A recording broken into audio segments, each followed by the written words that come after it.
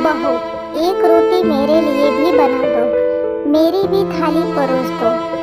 जानकी ने बहू प्राची से कहा। प्राची बहू, रवि खाना खा रहा है क्या? प्राची किचन से बोली।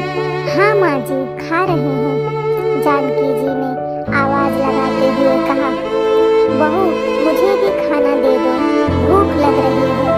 प्राची बड़बड़ाते हुए बोली, तब से पूछ रही थी खाना खा लो, तब तो आपसे खाया नहीं गया। अब जैसे ही रवि खाने बैठे आपको भी भूख लग गई। थोड़ा रुक कर नहीं खा सकती हो? वह तो दिन भर दुकान पर सिर मार कर और मेहनत करके आते हैं। जानकी जी बोली, मैं तो इसलिए मना कर रही थी कि बार बार तुम्हें रोटी सेकनी पड़ेगी। बहू, एक रोटी खानी है, ठंडी रोटी दांतों से नहीं कटती है, इसलिए मैंने उस समय मना कर दिया था। अब रवि की रोटी सेक रही हो तो मुझे भी दे दो। प्राची बड़बड़ाती रही और थाली लाकर सासू माँ को दे दी। लो खाओ गरम रोटी, कहो तो चूल्हा और तवा यहीं पर ले आऊं? किचन से लाते लाते भी तो ठंडी हो गई होगी रोटी। जानकी जी की आंखों में अपमान के आंसू भर आए। 2 बूंद टपक कर रोटी पर गिर गई। रोटी देखकर अनायास ही मुस्कुरा उठी और अपने आप से ही बोल उठी, यह देखो, मेरे आंसुओं से मेरी रोटी गीली हो गई। अब यह मुलायम हो गई और वह रोटी को सब्जी में डुबोकर खाने लगी। जानकी जी को अपना समय याद आ गया जब संयुक्त परिवार था और सब लोग गरम गरम खाना खाते थे। सास ससुर, दादाजी दादी जी, देवर ननंद सब उनके हाथ की बनाई रोटी की कितनी तारीफ करते थे।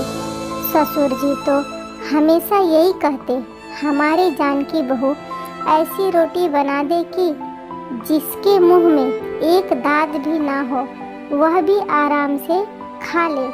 कितनी मुलायम है, देखो मक्खन की तरह। तब तक रवि आ गया और बोला, क्या बात है माँ, कहाँ खो गई? यह रोटी ठंडी हो रही है, खाओ ना। जानकी जी बोली, हाँ बेटा, बस कुछ पुरानी बातें याद आ गई। रवि ने कहा, माँ एक रोटी और ले लो ना, मैं लेकर के आता हूँ। एक रोटी से तुम्हारा पेट भर गया? जानकी जी बोली, बेटा बुढ़ापे का शरीर है, अब जवान थोड़ी ना हूँ जो 4-5 रोटी खाऊंगी। रवि बोला, माँ तभी इतनी कमजोर हो, जब मैं छोटा था तब तो आप हमेशा कहती थी खाने से ताकत आती है, खाओ अन्न रहो टन्न। अच्छा माँ, आधी रोटी ले लो।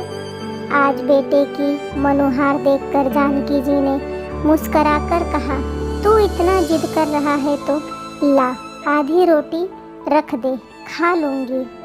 और वह बच्चों की तरह खुश हो गई। रवि पास में ही बैठ गया और बोला, माँ आप जल्दी खाना खा लिया करो, मुझे तो इतनी देर हो जाती है दुकान से आने में। प्राची, माँ को जल्दी खाना दे दिया करो, 10 बज रहे हैं, आप इतनी लेट खाना खाएंगी?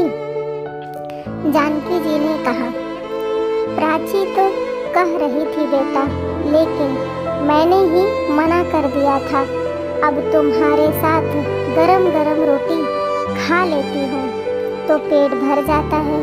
प्राची ने बड़ी ही गुस्सैल नजरों से जानकी जी की तरफ देखा, लेकिन मुंह से कुछ नहीं बोली। रवि ने कहा, ठीक है माँ, मैं कल से थोड़ा जल्दी आ जाया करूँगा, फिर हम तुम दोनों एक साथ बैठकर खाना खाएंगे। देखे कौन ज़्यादा खाएगा और कितनी जल्दी खाएगा। जानकी जी हंसने लगी और बोली, बेटा तुम भी बुढ़ापे में मुझसे मजाक कर रहे हो? अब मैं तुम जैसे जवान की बराबरी कर पाऊंगी क्या? रवि बोला, माँ कुछ ज़्यादा ही व्यस्त हो गया था, तभी तो आपकी तरफ ध्यान नहीं दे पाया और आप इतनी कमज़ोर होती चली गई। अब लापरवाही बिल्कुल नहीं होगी। पापा के जाने के बाद आपने अपने आप को बिल्कुल अकेला कर लिया। मुझे आज भी याद है, आप बचपन में हमको और दीदी को खाना खिलाती थी, ना जाने कितनी कौर तो हम लोगों को बेवकूफ़ बनाकर खिला देती थी। यह तोता का, यह चिड़िया का, यह कौवा का, और हम दोनों आपके हाथों से अमृत खाते रहते थे। इतना कहते कहते रवि भावुक हो उठा और उसकी आंखें छलक उठी। जानकी जी बोली, यह देखो, इतना बड़ा बच्चा रो रहा है। अरे बेटा, पेट भर कर ही खाती हूँ, भूखी नहीं रहती हूँ।